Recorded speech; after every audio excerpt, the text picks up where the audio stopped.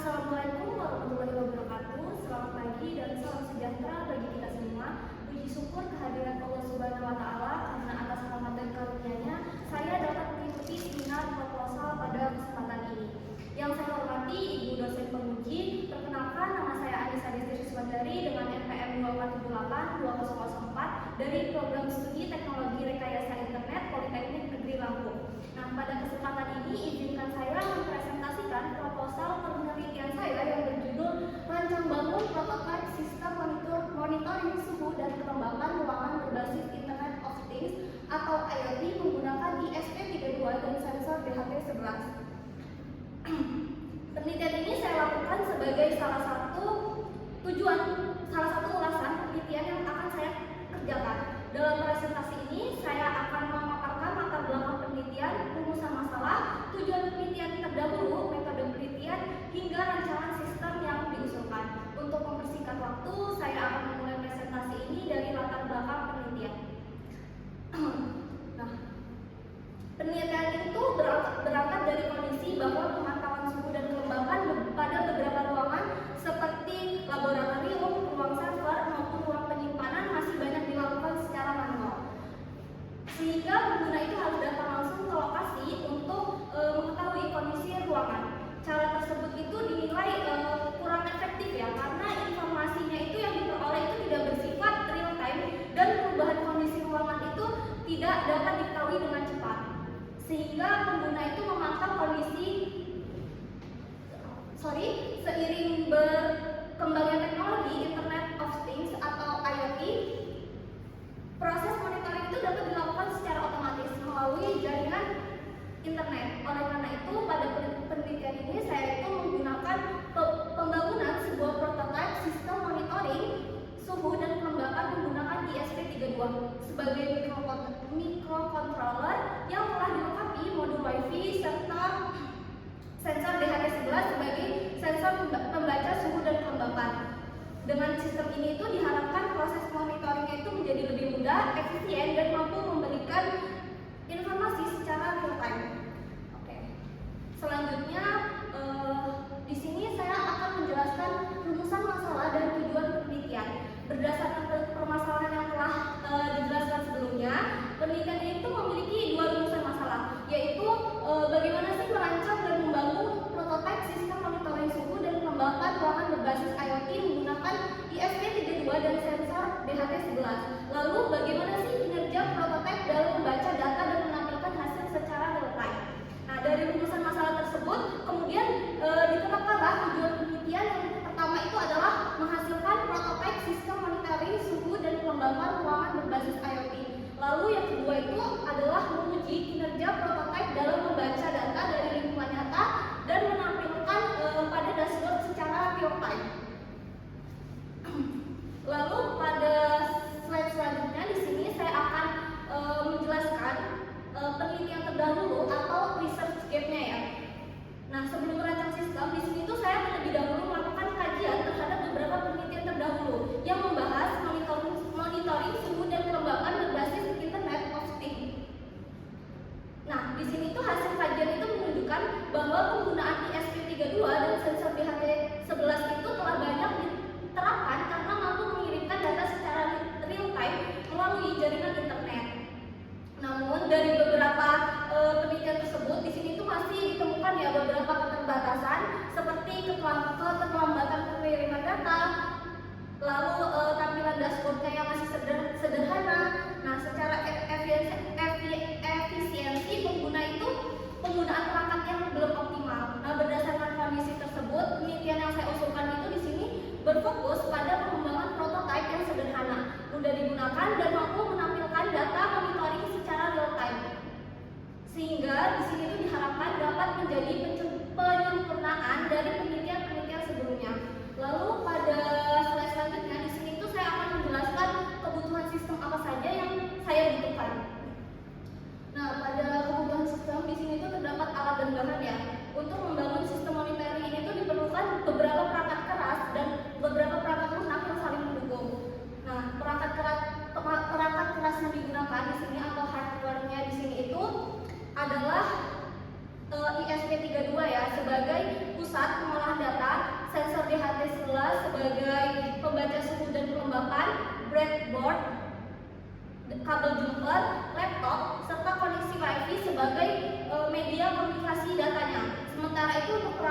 atau software yang digunakan di sini itu meliputi Arduino IDE atau C++ untuk penulisan dan upload program, lalu terdapat ThinkPad atau Billing sebagai platform penyedia dashboard monitoring IoT-nya, dan ada library khusus atau DHT Sensor Library dan Wi-Fi ESP32 library-nya. Lalu pada slide selanjutnya, di sini saya akan menjelaskan beberapa metode penelitian yang saya gunakan. Metode penelitian yang digunakan dalam penelitian itu adalah metode prototyping ya.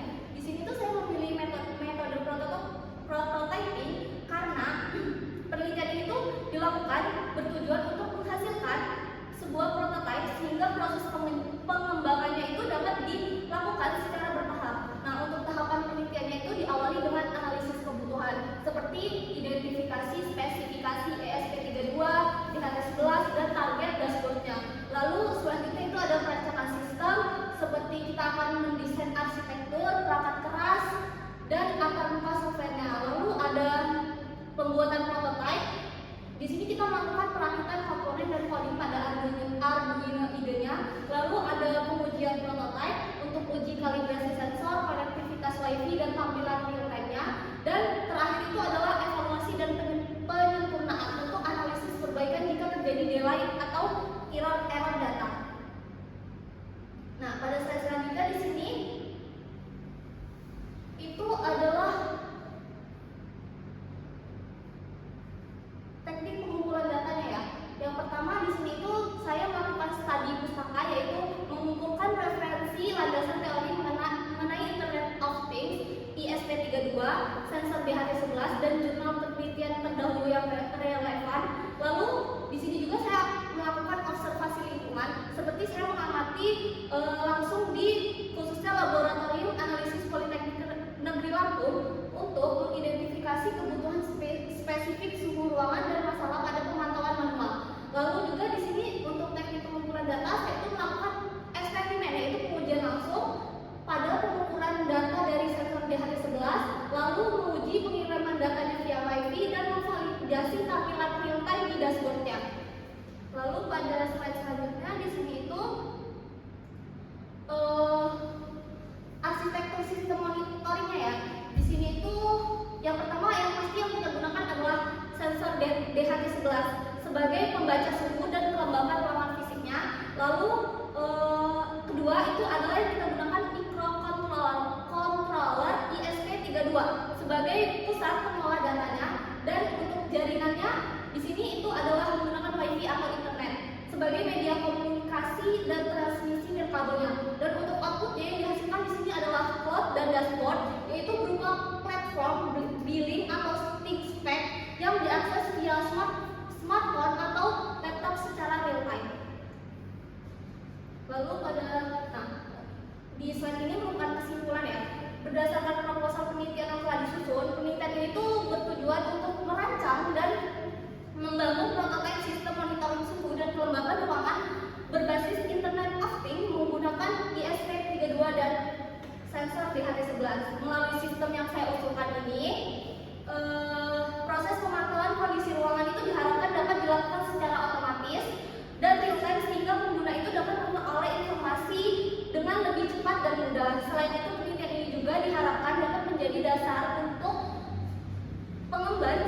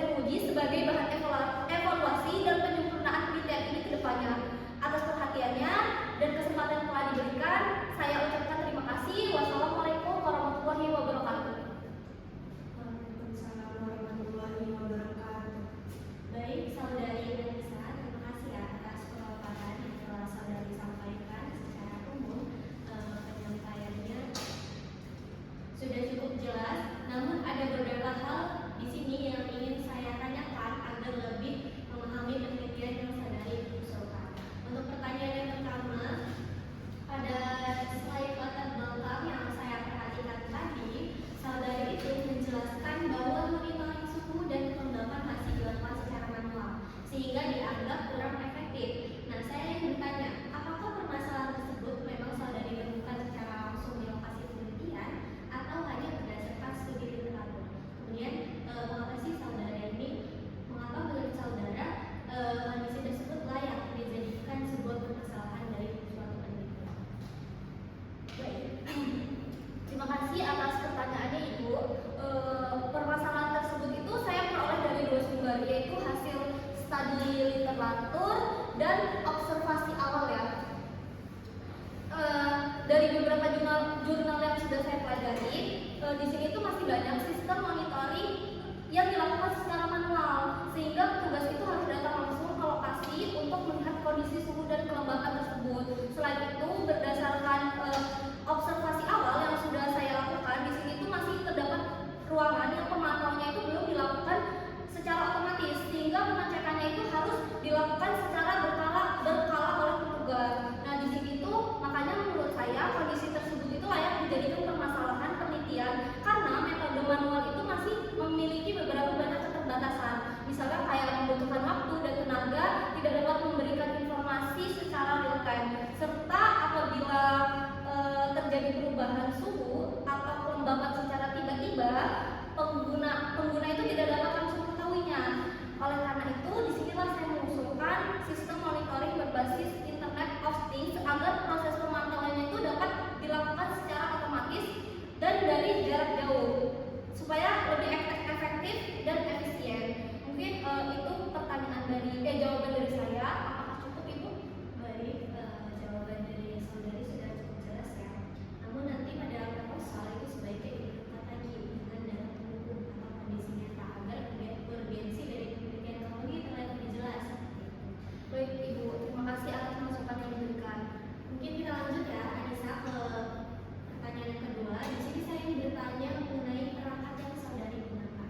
Mengapa sih saudari di sini memilih menggunakan ESP32 sebagai microcontroller, padahal ada beberapa pilihan lain kayak Arduino Uno atau Tensy? Apa sih yang menjadi pertimbangan saudari? Baik Ibu, terima kasih atas pertanyaannya. Nah, di sini itu saya memilih ISP32 karena microcontroller ini itu sudah dilengkapi dengan produk Wi-Fi bawaan, sehingga sangat mendukung saat implementasi Internet of Things. Selain itu juga ISP32 itu di sini memiliki performa yang lebih baik dibandingkan dengan Arduino Uno, baik dari sisi kecepatan, pemrosesan maupun kapasitas memorinya. Nah, jika dibandingkan dengan MCU, ISP32 juga itu di sini memiliki spesifikasi yang lebih tinggi seperti jumlah pin-nya, lalu performa prosesor yang lebih baik serta mendukung konektivitas Bluetooth. Dengan kelebihan tersebut, menurut saya di sinilah ISP32 itu lebih sesuai digunakan sebagai pusat pengendali pada sistem monitoring dan pengembangan yang saya rancang. Nah, selain itu juga di sini ISP32 juga itu memiliki harga yang relatif terjangkau sehingga cocok untuk digunakan pengembangan prototipe. Mungkin itu Bu jawaban dari saya. Baik, untuk jawabannya sudah cukup memuaskan untuk saya. Hanya saja nanti pada bab 2 itu sebaiknya kelebihan dari si ISP32 itu dibandingkan juga dengan perangkat lain. Jadi agar si pembaca itu tahu alasan pemilihan kamu ISP32 seperti itu. Baik Ibu, terima kasih atas saran. Kita lanjut ke pertanyaan yang ketiga. Pertanyaan terakhir dari saya itu berkaitan dengan metodologi penelitian. Saudari di sini menggunakan metode prototyping, betul? Nah, menurut saudari, mengapa sih metode tersebut merupakan metode yang paling sesuai untuk penelitian yang saudari kerjakan? Kemudian, apabila pada tahap pengujiannya ternyata prototipe yang saudari bangun ini belum berjalan sesuai harapan, apa yang akan saudari lakukan di sini? Baik, terima kasih atas pertanyaannya Bu. Nah, di sini kenapa saya memilih metode prototype? Karena penelitian yang saya lakukan ini tuh bertujuan untuk menghasilkan sebuah produk ya yang berupa prototipe sistem monitoring suhu dan kelembapan. Nah, di sini menurut saya metode ini tuh sangat sesuai karena proses pengembangannya itu dilakukan secara bertahap. Dimulai dari analisis kebutuhan, perancangan, pembuatan prototipe, kemudian dilakukan pengujian dan evaluasi seperti yang di PPT yang saya sampaikan. Nah, apabila pada tahap pengujian itu masih ditemukan kekurangan, misalnya data sensor belum terbaca dengan baik atau proses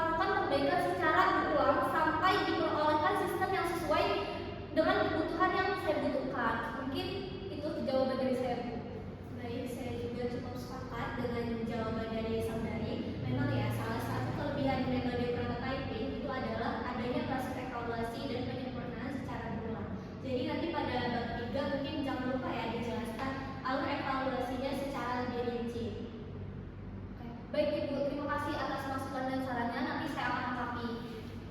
Baik, mungkin itu saja, cukup 3 pertanyaan dari saya. Secara umum jawaban yang saudari sampaikan itu sudah cukup baik dan mampu menjelaskan alasan dari setiap pilihan yang digunakan dalam penelitian. Selanjutnya saya persilakan kepada Ibu dosen penguji 2 yaitu Ibu Sayang kita untuk memberikan pertanyaan maupun masukan terkait proposal penelitian yang telah saudari Destis laporkan. Oke, baik, terima kasih Bu Rahma. Baik, saudari Anissa ya. Oke, sebelumnya di sini saya juga mengucapkan terima kasih atas presentasi yang telah saudari sampaikan. Menurut saya penyampaian juga sudah cukup baik dan juga cukup beruntut, tapi saya masih punya beberapa pertanyaan yang mungkin dapat membantu untuk menyempurnakan proposal penelitian saudari sendiri. Oke, mungkin pertanyaan dari saya. Di slide penelitian terdahulu, saudari itu kan menjelaskan beberapa penelitian yang menggunakan ESP32 dan juga sensor DHT11. Nah, menurut saya penelitian seperti itu sudah cukup untuk banyak dilakukan ya. Jadi pertanyaan saya, di mana sih letak kebaruan atau research gap penelitian saudari sendiri? Dan karena kalau hanya menggunakan ESP32 dan juga DHT11 saja, saya rasa itu bukan sesuatu yang baru gitu. Oke, terima kasih atas pertanyaannya Ibu. Benar yang Ibu sampaikan bahwa penggunaan ESP32 dan sensor DHT11 pada sistem monitoring suhu dan kelembapan memang sudah banyak digunakan pada penelitian sebelumnya.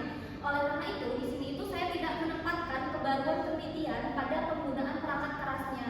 Kebaruan yang saya usulkan di sini itu lebih mengarah pada pengembangan sistem monitoring yang sederhana, mudah digunakan dan mampu memberikan informasi secara real time melalui platform Internet of Things. Berdasarkan hasil studi itu yang saya lakukan, masih terdapat penelitian yang berfokus pada implementasi alat, sedangkan aspek kemudahan monitoring dan integrasi dengan dashboard itu belum menjadi fokus utama. Oleh karena itu, pada penelitian ini saya berupaya membangun sebuah prototipe yang tidak hanya dapat membaca suhu dan kelembapan, tetapi juga di sini menampilkan informasi secara real time melalui dashboard sehingga pengguna itu dapat memantau kondisi ruangan dengan lebih mudah tanpa harus datang ke lokasi.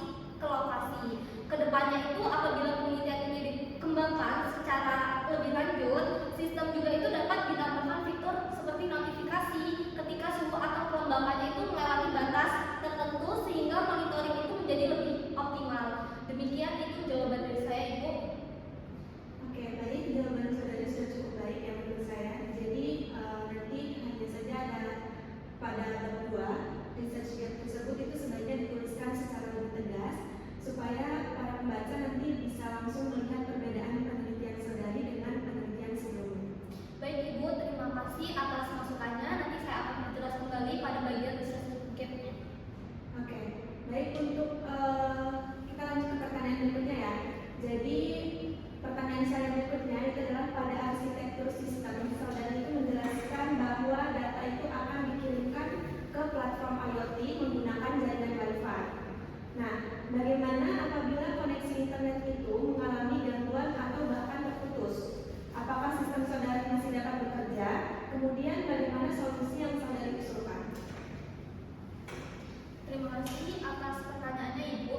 Nah, apabila koneksi terputus yang seperti Ibu sampaikan, sensor DHT11 itu di sini tetap dapat membaca suhu dan kelembapan karena proses pembacaan itu dilakukan secara langsung oleh sensor dan diproses oleh ESP32. Namun, data hasil pembacaan tersebut itu tidak dapat dikirimkan ke platform IoT sehingga pengguna itu tidak dapat melihat kondisi ruangan secara real time melalui dashboard selama koneksi internet itu belum kembali normal. Jadi sebagai solusi pada tahap pengembangan berikutnya, di sini itu sistem dapat ditambahkan media penyimpanan lokal sehingga data itu sementara tetap tersimpan meskipun internetnya itu terputus. Setelah koneksi kembali normal, data tersebut itu dapat dikirimkan kembali ke platform IoT. Nah, selain itu sistem ini juga itu dapat dikembangkan dengan menambahkan indikator ya pada perangkat untuk memberi informasi bahwa koneksi internetnya itu sedang mengalami gangguan. Mungkin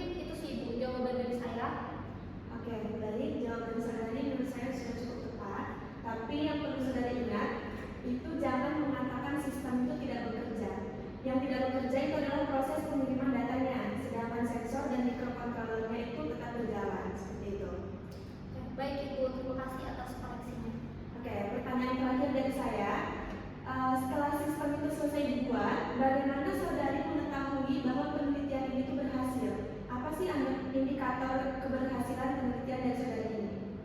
Oke, terima kasih atas pertanyaannya Ibu. Nah, menurut saya penelitian ini itu dapat dikatakan berhasil apabila seluruh komponen sistemnya itu mampu bekerja sesuai dengan fungsi yang telah dirancang. Indikator keberhasilannya itu yang pertama adalah sensor DHT11-nya itu mampu membaca nilai suhu dan kelembaban dengan baik. Yang kedua, di mana ISP32-nya itu dia mampu menerima dan mengolah data dari sensor tanpa mengalami kendala. Lalu yang ketiga itu adalah data itu dapat diakses dikirimkan melalui jaringan Wi-Fi menuju platform IoT. Selanjutnya di sini juga data yang ditampilkan itu pada dashboard itu harus sesuai dengan hasil pembacaan sensor karena dia itu dapat diperbarui secara real time. Selain itu di sini juga saya melakukan pengujian fungsional terhadap seluruh komponen sistem untuk memastikan seluruh fiturnya itu berjalan sesuai dengan rancangan yang telah dibuat. Apabila seluruh tahapannya tersebut dapat berjalan dengan baik, maka penelitian ini itu dapat dikatakan berhasil sesuai dengan tujuan yang sudah saya sebutkan tadi. Demikian jawaban dari saya, Ibu. Oke, baik. Jawaban saudari juga sudah cukup baik. Namun di sini saya menyarankan supaya pada bab 3 nanti itu saudari menjelaskan bahwa metode pengujiannya secara lebih rinci lagi. Nah, misalnya gimana sih cara menguji sensor, lalu gimana cara menguji pengiriman datanya, dan gimana mastiin data pada dashboard itu sesuai dengan data yang dibaca oleh sensor seperti itu. Baik, terima kasih atas sarannya, Ibu. Nanti mungkin akan saya lengkapi lagi di pada bab 3. Oke, baik, saudari Anissa, mungkin cukup 3 pertanyaan dari saya.